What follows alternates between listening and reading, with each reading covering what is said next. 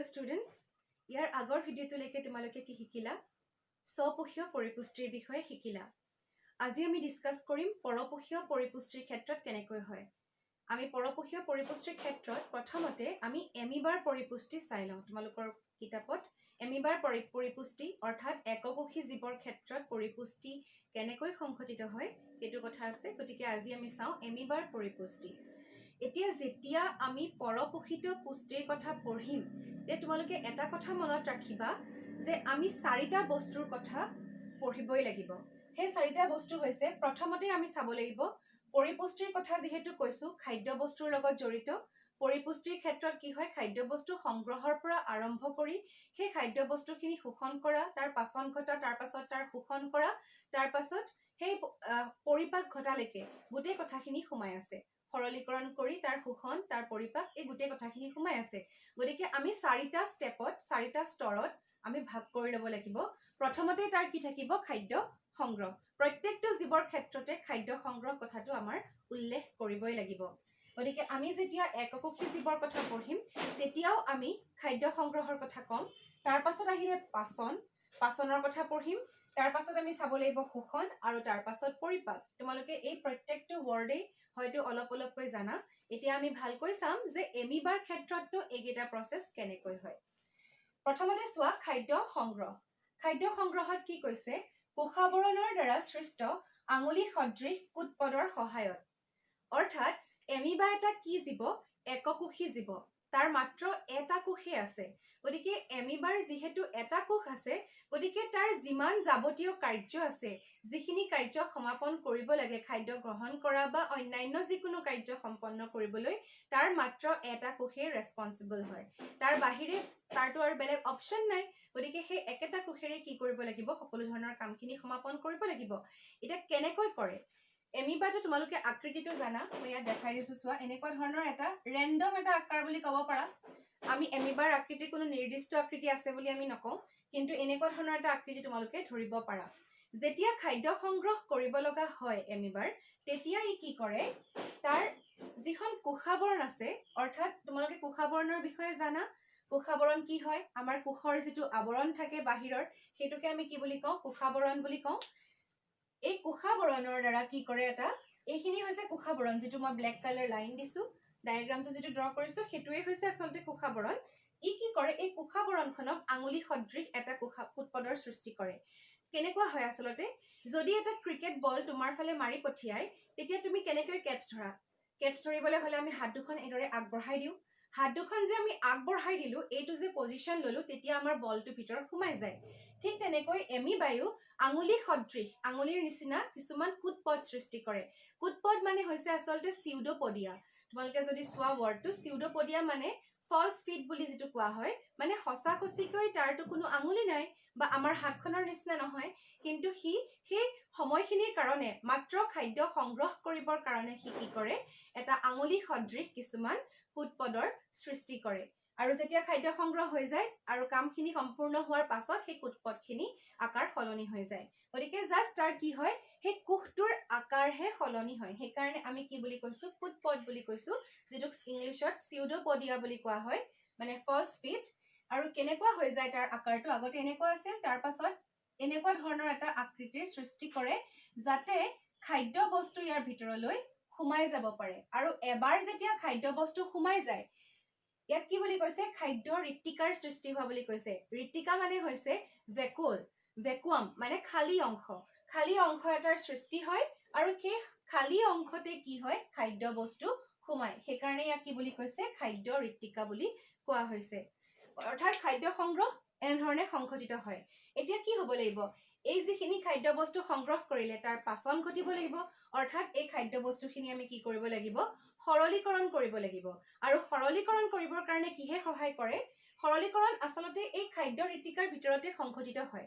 এই কোষাবৰণখনৰ ভিতৰৰ পৰা কি ওলাই কিছুমান উৎসেচক নিঃসৰণ হয় তোমালোকে উৎসেচক কি বস্তু জানা ইয়াৰ আগতেও তোমালোকে শুনিছা আৰু যেতিয়া আমি মানুহৰ পৰিপুষ্টিৰ কথা পঢ়িম তাত তোমালোকে ভালকৈ উৎসেচকৰ বিষয়ে পাবা এতিয়া সিম্পলি তোমালোকে জানি থোৱা যে লাইসোজোম নামৰ যেটো আছে তোমালোকে ক্লাস 9ত কোষৰ বিষয়ে ভালদৰে পাইছা গতিকে তাত লাইসোজোমৰ কথা শুনিছিলা এতিয়া এমিবাৰ যেটো লাইসোজোম থাকে প্ৰাণী কোষত বিশেষকৈ লাইসোজোম বিলাক অৱস্থিত এতিয়া এমিবাটো এটা জীৱটোৰ ক্ষেত্ৰত অৱস্থিত এই লাইসোজোমৰ পৰা কি হয় কিছুমান উৎসেচক ওলাই সেই উৎসেচকে কি কৰিব পাৰে এই খাদ্য বস্তু বিলাকৰ ওপৰত ক্ৰিয়া কৰি যিখিনি লাইসোজোমৰ পৰা নিঃসৰণ হয় উৎসেচক বিলাক সেইবিলাক কি কৰিব পাৰে ইয়া সৰলীকৰণ কৰি দিব পাৰে মানে সৰু সৰু কণালৈ বিভক্ত হৈ যায় আগতে এনেকুৱা ধৰণৰ আমি খাদ্য বস্তু দেখিছিলো এতিয়া কি হৈ যাব উৎসেচকৰ ক্ৰিয়াৰ ফলত এই কণাবিলাক এনেকুৱা ধৰণৰ কণালৈ পৰিৱৰ্তন হৈ যাব আৰু এইখিনি অংশ বন্ধ হৈ যায় আৰু এই খাদ্য বস্তুবিলাক এই অংশটোত কি হৈ যায়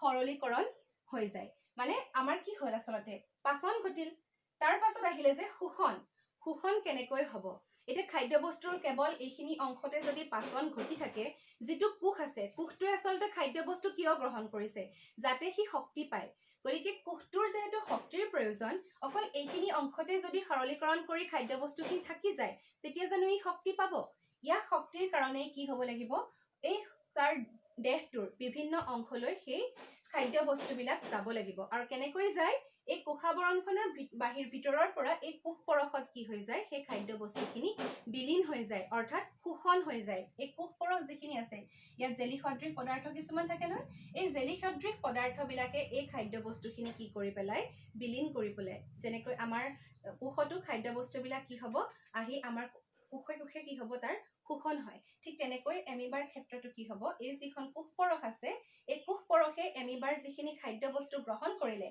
সেই খাদ্য বস্তুখিনি কি কৰি পেলাব বিলীন কৰি পেলাব তাৰ পাছত আহিলে পৰিপাক মানে তোমালোকৰ হয়তো শব্দটো নতুন লাগিব পাৰে পৰিপাক মানে হৈছে যে দৈহিক উপাদানলৈ খাদ্য বস্তু পৰিৱৰ্তন মানে পৰিপাকৰ সহায়ত কি কৰা হয় দৈহিক উপাদানলৈ পৰিৱৰ্তন খাদ্য বস্তু যিকোনো খাদ্য বস্তু গ্ৰহণ কৰিব পাৰে কিন্তু সেই খাদ্য বস্তুখিনি দৈহিক উপাদান অৰ্থাৎ যিখিনি ধৰণে প্ৰয়োজন যেনেকৈ আমাৰ দেহটোত যেনেকৈ তাক লাগে মানে এমিবাক যেনেকৈ খাদ্য বস্তু লাগে সি তেনেকৈ তাক পৰিৱৰ্তন কৰি লয় তাক যদি প্ৰটিন লাগে সি প্ৰটিনলৈ সলনি কৰি লয় বা তেনেকৈ মানে যেনেকৈ আমি এখন ৰুটি খাওঁ বা ভাত খাওঁ তেনেকৈ আমাৰ খাদ্য বস্তুখিনি আমাৰ শৰীৰৰ ভিতৰত নাথাকে বা কেৱল পেটতে আমাৰ খাদ্য বস্তু নাথাকে আমাৰ বিভিন্ন কোষলৈ যায় আৰু নিজৰ দৈহিক উপাদানলৈ ই সলনি হৈ যায় গতিকে ইয়াৰ এমিবাৰ ক্ষেত্ৰতো পৰিপাক যেটো প্ৰসেস সেই প্ৰসেসৰে কি হয় দৈহিক উপাদানলৈ পৰিৱৰ্তন হয় আৰু যিখিনি খাদ্য বস্তু পাচন নঘটে সেই খাদ্য বস্তুখিনি আকৌ এই কোষাবৰণৰ জৰিয়তে সি বাহিৰলৈ কি কৰে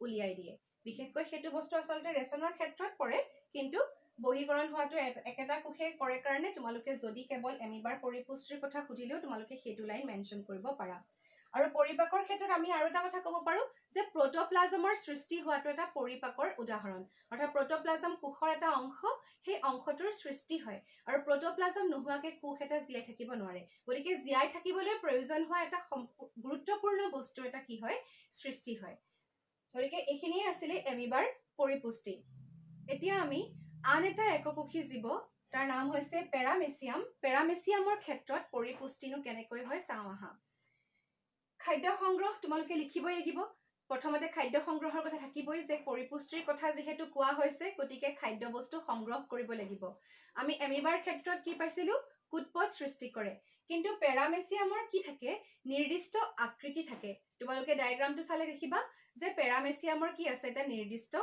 আকৃতি আছে আৰু তাৰ দেহাবৰণখন আগুৰি কি থাকে কিছুমান চিলিয়া থাকে অৰ্থাৎ চুলি সদৃশ কিছুমান পদাৰ্থ থাকে অংগ কিছুমান থাকে যিবিলাকে কি কৰিব পাৰে খাদ্য বস্তু সংগ্ৰহ কৰিব পাৰে কিন্তু ই খাদ্য বস্তু সংগ্ৰহ কৰি যেটো পেৰামেচিয়ামৰ এটা এককোষী জীৱই হয় কিন্তু তাৰ এটা নিৰ্দিষ্ট অংশ আছে যাক আমি খাদ্য ঋতিকা বুলি ক'ব পাৰো সেই অংশলৈ কি কৰে পৰিবহন কৰি লৈ যায় খাদ্য বস্তু চিলিয়াই সংগ্ৰহ কৰিলে তাৰ পাছত সেই নিৰ্দিষ্ট অংশলৈ কঢ়িয়াই লৈ যায় তাৰ পাছত কি হ'ব সেই নিৰ্দিষ্ট অংশত অৰ্থাৎ খাদ্য ঋতিকাৰ ভিতৰত কি হ'ব খাদ্য বস্তুৰ পাচন ঘটিব আৰু খাদ্য বস্তুৰ পাচন কেনেকৈ ঘটে তোমালোকে এতিয়া গম পাইছাই যে উৎসেচকৰ সহায়ত কি কৰিব জটিল খাদ্য বস্তুবিলাকক সৰলীকৰণ কৰি সৰল অনুলৈ তাক পৰিৱৰ্তন কৰিব আৰু কেৱলটো পাচন হলেই নহব, আমাৰ পাচনৰ পাছতে কি সোমাই আছে, শোষণৰ কথা সোমাই আছে।